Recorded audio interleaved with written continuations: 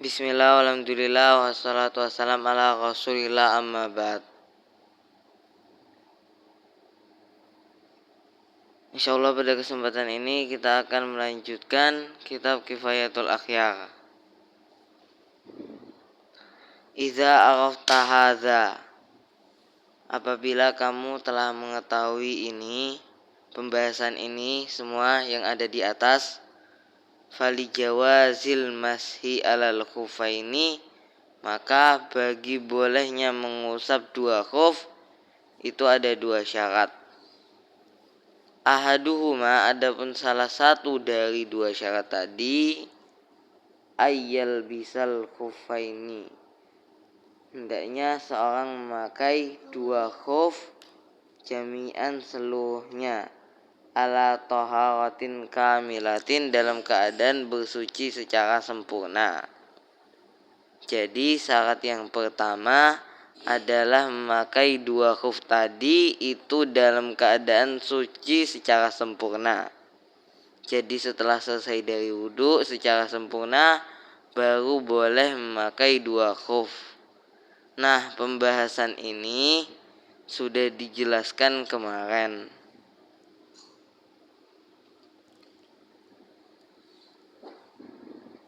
Falau ghusala rijlan, maka seandainya seorang membasuh satu kaki, summa labisa khuffaha, kemudian dia memakai khufnya satu kaki tadi, summa ghusalal ukhra, kemudian dia membasuh satu kaki yang lain, wala bisa khuffaha, dan dia memakai khufnya satu kaki yang lain tadi, lam yajuz, maka tidak boleh apa al-mashu, mengusap dua khuf.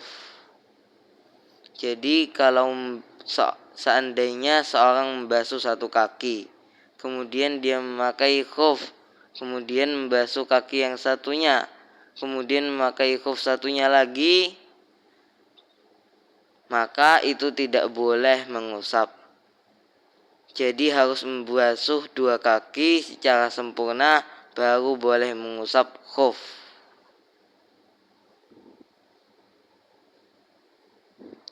Li'annahu lam yudkhilhuma ba'da taharatin kamilatin. Kenapa tidak boleh mengusap khuf tadi? Karena dia tidak memasukkan kedua kakinya ke dalam khuf setelah bersuci secara sempurna. Walau ibtada'al lubsa, dan seandainya seorang mulai memakai dua khuf, wa huwa mutahhirun, sedangkan dia dalam keadaan bersuci, summa ahdatsa, kemudian dia berhadas, qabla an wasalat ar-rijlu, sebelum sampai kakinya ila qadamil khuf, ke bagian bawah khuf, lam yajuz, maka tidak boleh al-mashu, mengusap. Jadi misalnya ada orang yang sudah sempurna bersuci, kemudian dia berhadas sebelum kakinya sampai ke bagian bawah khuf, maka dia nggak boleh mengusap. Dia harus berwudu secara sempurna lagi baru memakai khuf. Nasso alaihi Syafi'i, telah menetapkan pendapat ini siapa? Imam Syafi'i fil di dalam kitab beliau.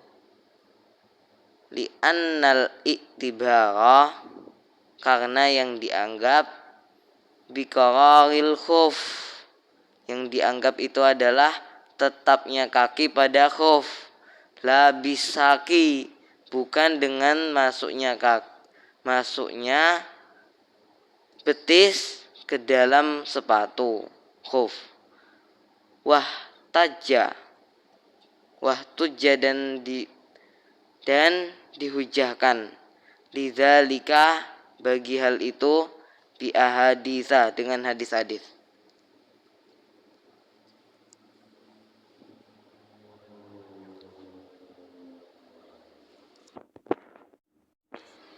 Jadi misalnya khuf ini panjang sampai di bawah lutut, kemudian betisnya sudah masuk tetapi kakinya belum sampai ke bawah, kok dia berhadas, maka tidak boleh mengusap, karena yang dianggap itu bukan betis tetapi sampainya kaki ke bagian bawah khuf.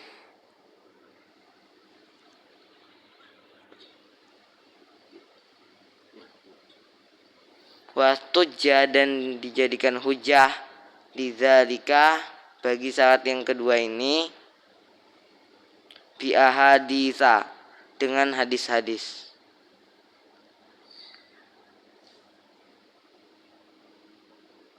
Minha, di antara hadis-hadis tadi adalah hadisul Mughirah, hadisnya Mughirah radhiyallahu taala anhu.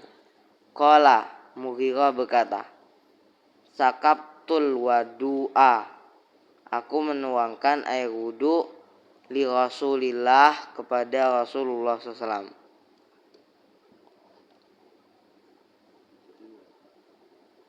Falamman tahaitu ila rijlaihi, maka tatkala aku sampai kepada kedua kaki beliau, ahwaitu ilal khuffaini, maka aku mau menuju kepada kedua khuf beliau, li anzi'ahuma, supaya aku mencopot dua khuf beliau. Qala, maka Nabi bersabda, da'huma, tinggalkanlah keduanya, tidak usah dicopot. Fa inni adkhaltuhuma, kenapa? Karena aku memasukkan kedua kakiku ke dalam khuf tadi. Wahuma tahiratani, sedangkan kedua kakiku yang kumasukkan ke dalam khuf tadi itu dalam keadaan suci. Rawahu Syaikhan, telah meriwayatkan hadis ini siapa? Imam Bukhari dan Imam Muslim. Wal wadu, dan wadu itu bifathil wawi, dibaca fathah wawunya. Wadu dibaca fathah wawunya, itu adalah air yang digunakan untuk berwudu. Kalau wudu dibaca dhammah wawunya, berarti itu adalah pekerjaan wudu kita, pekerjaan wudu. Seperti sahur. Kalau sahur itu adalah makanan sahurnya. Kalau suhur itu adalah pekerjaan makan sahur. Fa'allala, kemudian memberikan alasan siapa alaihi salatu wassalam, Nabi SAW, jawazal mashi, kepada bolehnya mengusap khuf bitoharatihima. Nabi memberi alasan bolehnya mengusap khuf dengan sucinya kedua kakinya tadi, indalupsi, ketika memakai khuf. Wal hukmu, sedangkan hukum, yadu ma'al illati, berputar bersama alasan. Alasannya bolehnya mengusap itu adalah sucinya kedua kaki ketika memakai khuf.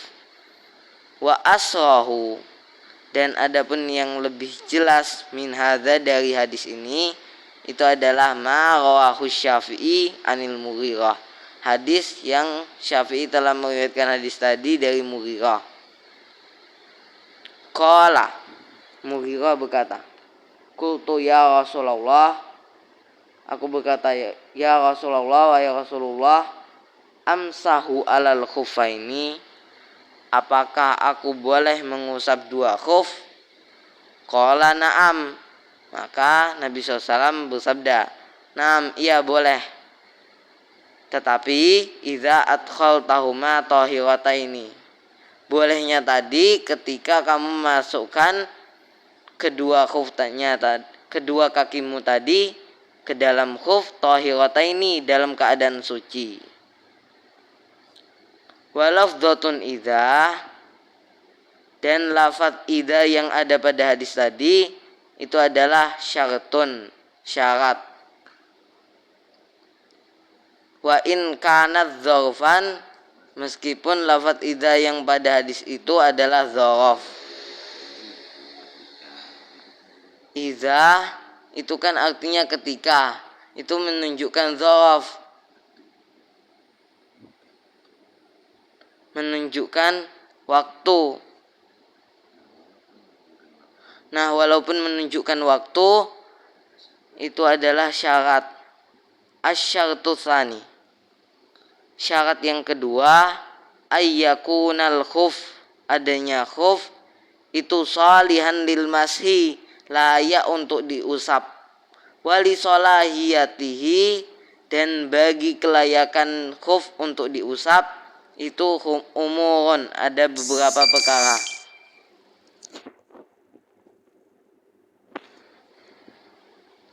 Al-awwalu, yang pertama, ayyastural khufu, menutup apa khuf jami'a mahallil ghusli minar rijlaini.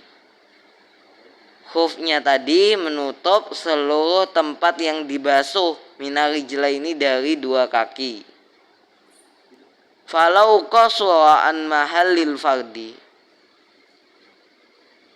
maka seandainya khufnya tadi tidak sampai an mahallil fardi, dari tempat yang wajib dibasuh, lam yajuz al mashu, maka tidak boleh mengusap alaihi khuf tadi, bila khilafin, tanpa ada khilaf.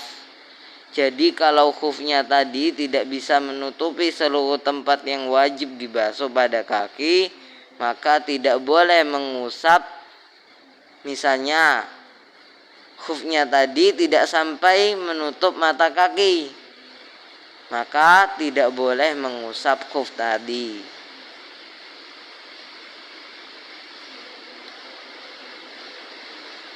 Li'annama, kenapa? Karena ma zohara, apa yang tampak itu wajib. Li'annama zohara wajibuhu al-ghuslu, karena apa yang tampak, kewajibannya yang tampak tadi itu adalah dibasuh. Wa fardul mustatar al-mashu, sedangkan kewajiban kaki yang ditutup dengan khuf itu adalah mengusap. Jadi kewajiban kaki yang ditutup itu adalah mengusap. Wala qaila, dan tidak ada yang mengatakan bil jam'i bainahuma, mengumpulkan bainahuma, antara membasuh kaki dan mengusap dua khuf. Fayughlabu, maka yang dimenangkan adalah al-ghuslu, membasuh. Li'annahu al-aslu, karena membasuh itu adalah al-aslu, kewajiban asalnya.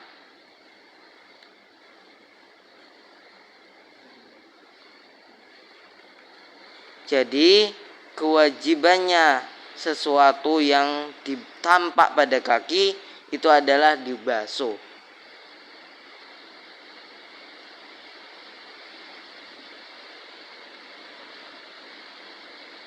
Jadi ketika khufnya tidak bisa menutupi tempat yang wajib dibasuh pada kaki, maka khufnya tadi wajib dibuka dan wajib membasuh kaki.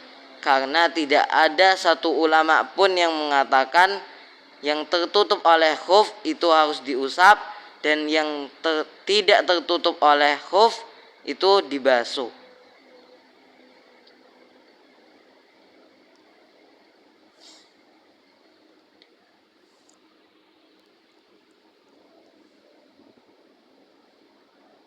Wa fi jawazil mashi alal muhrik qaulani.